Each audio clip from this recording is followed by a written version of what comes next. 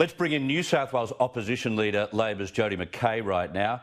Jodi, thanks for joining us. I want to get your response on Julie's story firstly. They were all, like Julie, they were all lambs to the slaughter in many ways, weren't they? Yeah, I think, and look, that was a really powerful story, and obviously there are many people like Julie who are still suffering the effects of what happened in March. There are families, and today, Chris, we actually found out that there weren't 22 people who passed away. There were, in fact, 28, and we now know there were well over 1,000 people who had COVID-19. So this has gone, you know, the ramifications of this are so significant, and that's why we pushed for this special commission of inquiry. Of course, the findings today show New South Wales Health unjustifiably assessed the risk as low. With 3 tests done, it was highly likely that other passengers were infected because that's the way you congregate together in a small deck on a ship like that. What do you think? Well, look, I think that this clearly indicates that there were serious mistakes made by New South Wales Health. It goes through the whole process of assessing whether those passengers should have, in fact, got off that vessel. There was a change in the sort of suspect case definition 9 days earlier, which they didn't know about. Yeah. And there were tests that were done which weren't, I think you even mentioned this in the previous interview, that weren't tested, they weren't processed quickly enough. There were only 10 swabs taken. There were 100 people that showed signs of illness that weren't isolated. And of course, no one was quarantined. They were just allowed off that vessel. And we said from the moment that those passengers disembarked that this was a New South Wales health issue.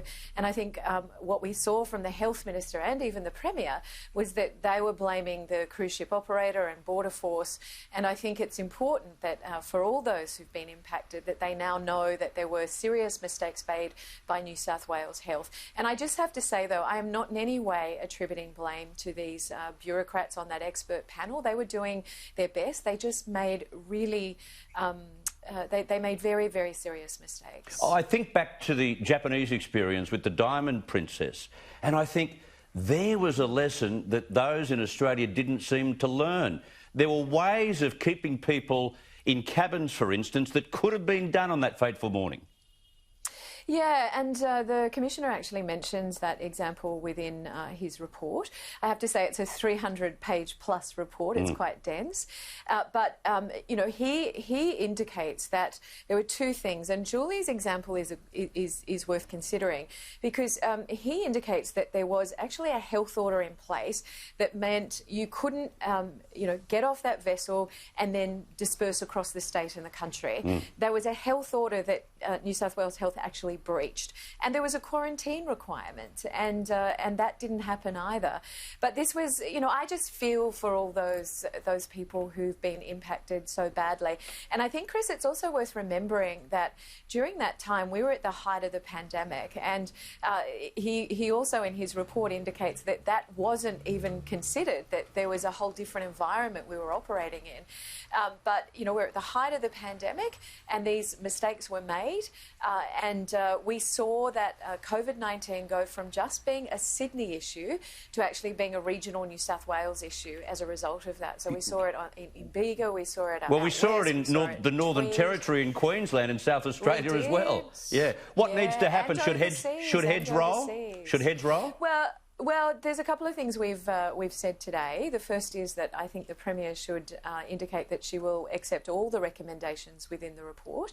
And I do think it's time that we got just an apology. I think the community and all those on board that vessel who've been impacted so enormously, and their lives have and still continue to be, actually get an unreserved apology from the Premier. Yeah. I think the Health Minister does have a lot to answer for. I think that his judgment during this COVID pandemic has been certainly not what it should be. Even now, I'm pushing for masks on public transport, and that's like pushing the proverbial uphill. Well, you had a very intense exchange with Brad Hazzard about that last week, about a potential shortage. You're still on the trail of mandatory face masks in New South Wales? on public transport in places of worship and in shopping centres. But the question I asked the minister that you're referring to, Chris, was do we or don't we have enough face masks in New South Wales? And I still don't actually have an answer to that. So I hope that, when the next sitting of Parliament occurs, I actually do get an answer to that. Yes, we'll follow that closely ourselves. Jodi McKay, thank you very much for your time.